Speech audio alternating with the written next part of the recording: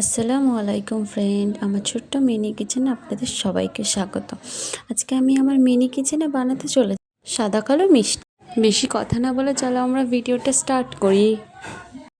প্রথমে আমি চুলোটা ধরিয়ে নিচ্ছি, তারপর চুলোর ওপর একটা প্যান বসিয়ে পরিমাণ মতো আমি চুলাতে দুধ দিয়ে দিচ্ছি। এবার আমি দুধটা খুব সুন্দর করে জাল দিচ্ছি। দেখো, এভাবেই আমি 5 মিনিট জাল দিয়ে দুধের ছানাটা কেটে নিয়েছি। দেখো, আমি দেখাচ্ছি তোমাদের কত সুন্দর হয়েছে।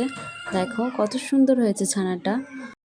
আর এদিকে আমি কালো মিষ্টির ছোট ছোট ডো বানিয়ে নিয়েছি।